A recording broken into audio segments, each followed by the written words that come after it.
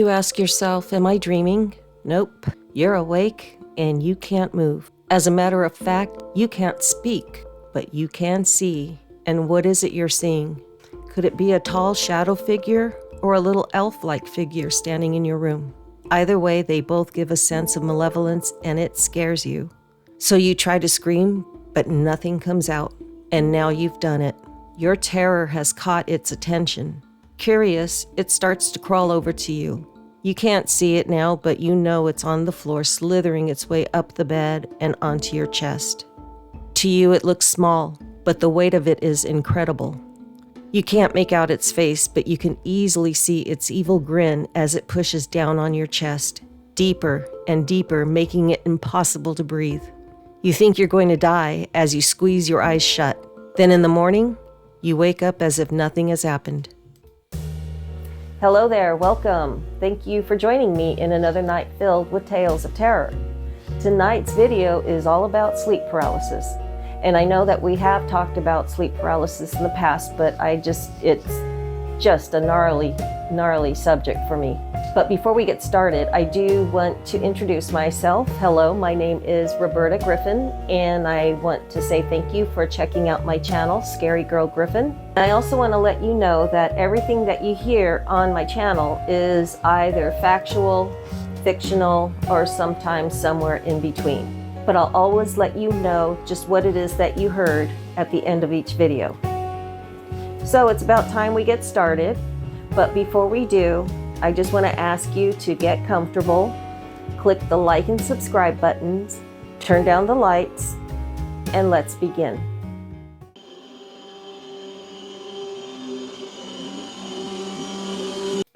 Steve Jenkins is what you'd call a playboy. He's rich and alone, and that's how he likes it. He won't commit to anybody. As a matter of fact, he doesn't let them sleep over either. He has a lucrative yet stressful career as an investment banker, so as he sees it, he really doesn't have time to invest in a long-term relationship. Steve has his daily routine. Wakes, works out, showers, coffee, then off to work. Dressed to the nines, he strolls out of his private apartment building and hops into a sleek black car waiting for him. On his drive to work, he gets a text from Axel, a coworker that also happens to be a close yet superficial friend. Ever loyal to Steve, Axel reminds Steve about tonight's office Christmas party. Steve sends a text back, assuring him that yes, he will be there. He's not stupid. Of course he'll be there, and so will all the board members and higher-ups. Office parties are always a great way to get ahead in life, Steve muses. At work, it's another day of numbers, phone calls, emails, and deadlines. The job is stressful, but well worth it when it comes to payday. And speaking of payday, Steve anticipates a generous and well-earned bonus like all the others have been for the past 4 years. With the workday behind him and back at home now, Steve showers and readies himself for the evening's event. He slips on his tuxedo jacket. It fits like a glove. He looks good and he knows it. As Steve walks towards the front door of his apartment, he passes a mirror and catches a glimpse of himself. He stops walking and looks behind him, then looks back to the mirror. Did he see something? He could swear he caught a glimpse of a dark figure. Well, it's not important, so he lets it go. Now at the party, there are lots of asses to kiss and lots of lips ready to kiss Steve's ass. He makes the rounds, drink in hand, cigar in the other, just like all the other gentlemen in attendance. Steve is making it clear he is one of the guys and part of the club. He makes his way over to Axel, who also has a drink in one hand and a cigar in the other. The only difference is Axel scowls with each toke on his cigar. It's obvious he hates them, but just like Steve, his role model, he is playing the part. Steve and Axel are overall comfortable with each other.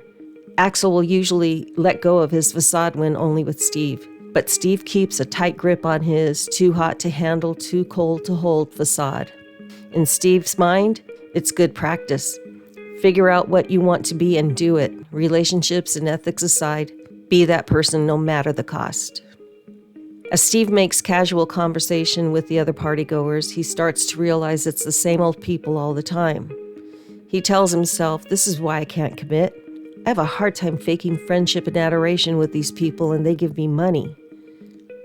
Suddenly annoyed with everyone, Steve decides he's had enough schmoozing for the night and starts to make his way out of the party.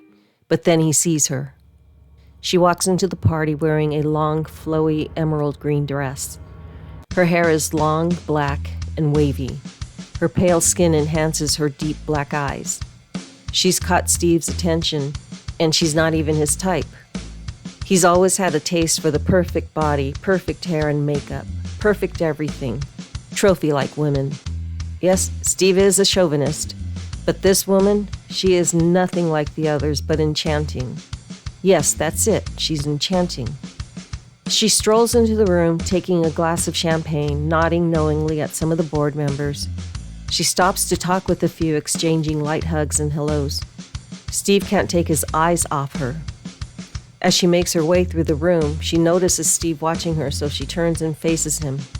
Embarrassed he was caught gawking at her, he takes a swig of his drink and starts over to her. But Axel beats him to her. Apparently, he was so focused on her he didn't realize that anyone else might be watching her too. She keeps her eyes on Steve as she politely listens to Axel talk her ear off about nothing she's interested in, it seems. Steve knows she's interested in him by the way she looks him over. A nice little ego boost, he thinks, as he starts his walk over to her and Axel. Axel notices Steve headed their way and abruptly ends his one-sided conversation. Steve clinks his glass to Axel's, then turns his attention to the woman before him. I don't recall ever seeing you here before, he says casually. I'm Cosmina. She has an accent that Steve can't place. And you are Steve. Surprised she knows his name, his guard goes up. Cosmina can see he's just been unnerved. Axel told me your name. I hope you don't mind that I inquired about you. Another ego boost for the night, Steve thinks. Cosmina, can I get you another drink? Steve asks as he and Axel make quick eye contact with each other. Cosmina, it was lovely chatting with you. Steve, have a good evening, Axel says as he takes his leave. Casual talk ensues between Steve and Cosmina. Turns out Cosmina is a distant relative to one of the board members at the party. She tells Steve that she's only here for the evening and flies away for another meeting in the morning. Can this get any better? Steve thinks to himself. Their conversation is businesslike and casual at first, but as the evening grows late, their conversation begins to creep into personal space. Questions like, are you married? Have you ever been married? Children? Lover? With all the questions being given the best possible answers, they're on their way back to Steve's apartment. Steve is doing his best to maintain his composure because all he really wants to do is touch her, kiss her, and make her his. For the night, that is. Cosmina seems genuinely into Steve as well. They look at each other with those wanting eyes. She's anticipating pleasure, to be sure. She even allows the thought of a potential relationship with Steve, even though they've only known each other for 2 hours. But very soon they are going to get to know each other intimately. Steve opens the door to his apartment and Cosmina follows him in. She sets her handbag on a small table next to the door and walks further into the apartment. She looks around, assessing the place. Steve is certain she's impressed. He's put a lot of money into his place. Where is your bedroom? Cosmina asks directly. Steve points to the bedroom door. Cosmina walks to it and turns her head slightly to look at him. He makes his way to her. The night went exactly as planned. Both have satiated their amorous intentions. And Steve has just got to be Steve. After a few moments of lying together, Steve gets up and dresses just like he's done with all his other conquests. This doesn't go over so well with Cosmina, just like it hasn't with his other conquests. Steve explains to her that he has a busy morning, and besides, she said she was flying somewhere in the early hours, so he doesn't see what the problem is. She got what she came for, he got what he wanted. In his eyes, it's a win-win. Cosmina dresses and starts to leave, but stops at the front door. She turns and faces Steve and says, "Enjoy your sleep tonight." Steve nods okay. She turns and leaves. Well, that was interesting, Steve thinks as he guzzles some water. Steve climbs into bed, satisfied and ready for sleep. He lies on his back and allows himself to drift away. He listens to the cars pass outside, which is normal since he lives in a city that never sleeps. He enjoys listening to them. Somehow the noise outside helps him to sleep better. A few moments go by and Steve opens his eyes. Something's off. Silence. He waits and listens. Not a single car passes by his apartment. He moves to sit up but is jolted with a sudden realization. He can't move. He's paralyzed. He tries to move his arm, leg, finger. Nothing is moving no matter how hard he wills himself to move. This realization quickly evolves into panic. What in the hell is happening to me? A thought strikes him. Did that bitch poison me? His mind races as he tries in vain to move. Then he sees it. That dark figure he glimpsed in the mirror before leaving for the party is standing in his room. He can feel the sweat beading on his forehead. He is freaking out. He feels so vulnerable. He feels like he's in danger because the vibes he's getting from that shadow person before him are anger and hatred. The fear sinks in deeper as the shadow person moves towards him. It lifts a leg and climbs onto him. It strangely shrinks to fit perfectly on his chest. Steve is terrified. He knows he's completely vulnerable to this insidious creature that's now sitting on his chest. Steve's eyes widen in fear as the creature raises a hand, showing him its long fingers. He can swear he heard it chuckle, and now he swears he hears it humming some happy tune as it places its palm onto Steve's chest and presses. Inside his head, Steve is begging for this thing to stop and leave him alone. Steve can feel it working to crush his chest. Steve is in complete panic now. He can't move. He can't breathe. This thing is pressing the air out of him.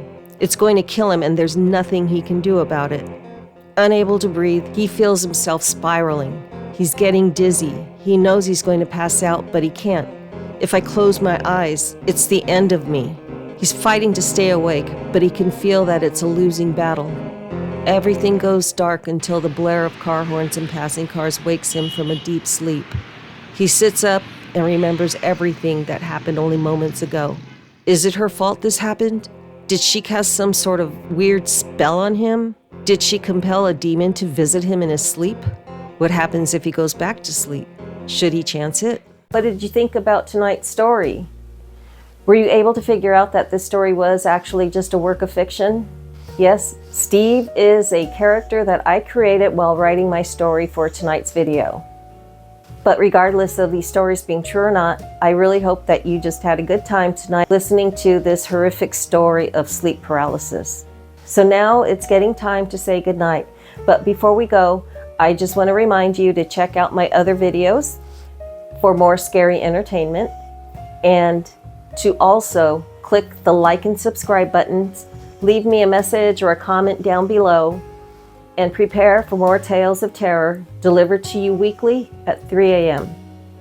So until next time, stay safe and stay scary.